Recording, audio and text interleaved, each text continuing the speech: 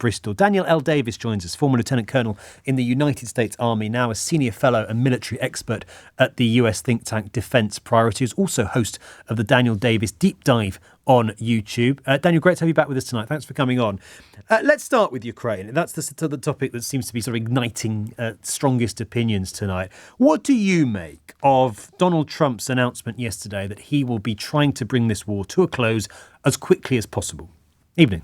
Well, it's nothing but a continuation of everything he's been saying since 2023 when he first started running for president, all throughout the campaign and ever since he's been elected, that's exactly what he's going to do. And now he's just putting actions behind his words. And he sent his Secretary of Defense over, who has made some very forceful and very, very different comments than anybody else from the United States has made since, going back to the Biden administration.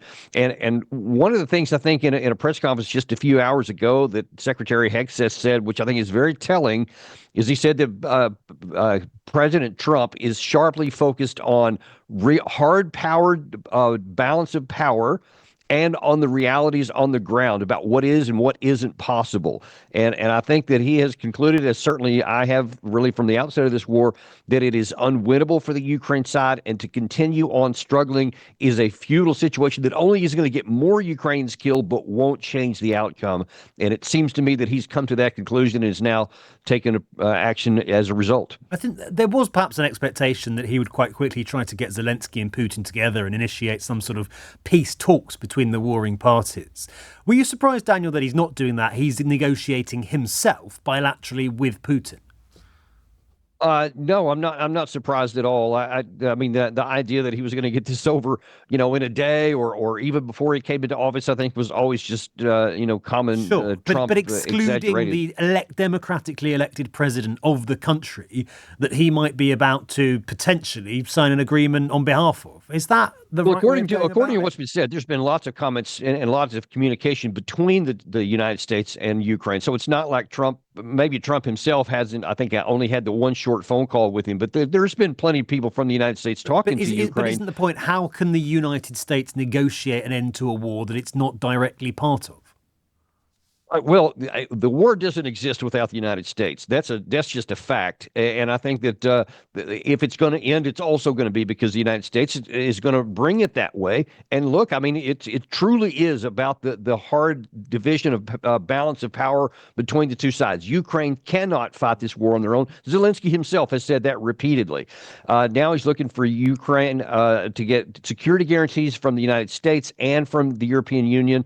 And look, I think that we just got to be honest. If Trump doesn't think that Zelensky is going to be willing to make the hard decisions that he needs to, then he's going to bypass him. And look, Zelensky has been saying things like he wants nuclear weapons, like he wants NATO membership, and he's not going to get those things. And to continue talking about them doesn't give credibility to him being a good negotiating partner. I think we got to admit that's part of probably what's behind Trump's move. Let's just talk more broadly about sort of security guarantees and so on. This suggestion, this warning from Pete Hegseth yesterday that that Europe should no longer rely on the US for security. Is it in the US's interest, do you think, long-term, Daniel, to sort of step back from its role on the world stage in the way that it seems Donald Trump wants to? Well, I hear a lot of people characterize it. I've seen headlines like you just said there. That's not what Hegseth said. And he reiterated today, he is not saying that the United States, that the Europeans should not rely on the United States. What he said was that the United States should be basically the backstop and that Europe should step up more. And he emphatically said twice today, actually, that he wants a strong NATO alliance and that he wants the United States to be a part of it. But he said the Europe is going to have to step up its contributions to that. That's what he said. Which is, a lot of people might say, is fair enough. Well, yeah, I mean, some people in the United States are saying that's fair enough. Others, of course, have, wanted to let the United States continue to take the lead in that. But Trump and many of the folks on his team now are very much opposed to that, saying it's appropriate now that the countries that are capable of providing for their own security should do so. And Hegseth, in his commentary just this afternoon, reiterated Article 3 of the NATO treaty, which said every nation should provide for its own national security. And Sure. he argued that that should be somewhere around 5%, not even 2%. But I think he's sending a clear signal from the president that, the days of where it's been in the past where the U.S. is going to take the lead all these places is frankly coming to an end. But we've had the implementation of tariffs on close allies of the US like Canada and Mexico. We've had these warnings about sort of stepping back from the security guarantees in Europe. Do you not worry that America could quite quickly find itself quite short of allies, given that perhaps there's a feeling that it's no longer a reliable ally to countries like ours? Well, it depends on reliable to do what. If people want the reliability to mean the same thing that has been going on for the last couple of decades, then no, that's not going to be a safe bet. But in terms of, and Hegseth was asked that question actually at the press conference today, and he said, no, we will honor Article 5 guarantees, but he said it needs to be clear that the bulk of the security needs to be provided more by the people who are actually in Europe on the continent. And so he's saying a reordering of things is appropriate and necessary, not that he's going to disengage, not that Trump is going to get out of NATO, or that he's not going to honor Article 5, but that he said it's time for a big change fundamentally. And a lot of people don't like that. So just to sum up, you think what he's doing so far at least makes a fair amount of sense?